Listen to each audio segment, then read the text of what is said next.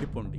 వీలైనంత త్వరగా ఓడిపోండి. వీలైనంత చవకగా ఓడిపోండి. వీలైనంత సురక్షితంగా ఓడిపోండి. అదే చివరిసారి అన్నంత గొప్పగా ఓడిపోండి. సర్వైవల్ ఆఫ్ ద ఫిటెస్ట్ సూత్రం ప్రకారం అంతిమంగా మనుగడ సాధించేది ఓటమి తెలియని జీవులో, మహాశక్తివంతమైన జీవులో కాదు, మార్పును స్వాగతించే జీవులే.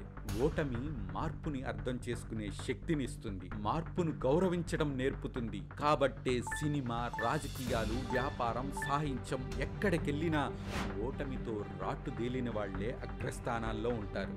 ఓటమి వల్ల అధికారాన్ని కోల్పోతావు, ఆస్తుల్ని కోల్పోతావు, నష్టాలు పాలవుతావు. అప్పుడే నీకు అసలు వాస్తవాలు తెలుస్తాయి. ఓటమి తర్వాత మిగిలిన వారే నీవారు, కడదాకా నీతో ఉండేవారు. సెల్ ఫోన్లో ఫీడైన వాళ్ళంతా ఆత్మీయులు కాదు, ఫేస్బుక్లో లైక్ కొట్టిన వాళ్ళంతా శ్రేయోభిలాషులు కాదు, మహా అయితే పరిచయస్తులు. అందులో మన వాళ్ళు అసలు లేరా అంటే ఉంటారు, మహా అయితే ఒక్కరు ఇద్దరు. ఆ ఆత్మ బంధువుల్ని జల్లిడి పట్టి గాలించి ఇస్తుంది నీకు ఓటమి. టంగుటూరి ప్రకాశం పంతులు గారు ముఖ్యమంత్రిగా ఉన్నప్పుడు ఆయనకు పుట్టినరోజు శుభాకాంక్షలు చెప్పడానికి పుష్పగుచ్చాలతో, ఖరీదైన బహుమతులతో ఎంతో మంది వచ్చారు. ఆయన ఎవ్వరినీ కలవలేదు. పాపం వాళ్ళని ఎందుకు చిన్నబుచ్చుతారండి అని అడిగాడంట పంతులు గారి దగ్గర చాలా కాలంగా పనిచేస్తున్న వ్యక్తిగత కార్యదర్శి.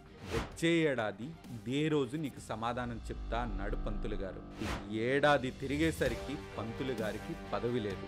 ఆయన పుట్టినరోజును పట్టించుకున్న వాళ్ళు లేరు. గెలుపు నీ కళ్ళల్లో మెరుపునిస్తుంది, నీ మొహానికి వింత కాంతినిస్తుంది, నీలో లేని గొప్ప గొప్ప గుణాలను కూడా ఆపాదించి ప్రపంచానికి నిన్ను భూతద్దంలో చూపుతుంది. ఓటమి అలా కాదు, ఆకాశం మీద నుంచి లాక్కొచ్చి నేల మీద నిలబెడుతుంది. ఓడిపోయినప్పుడే నువ్వు అచ్చం నీలా ఉంటావు.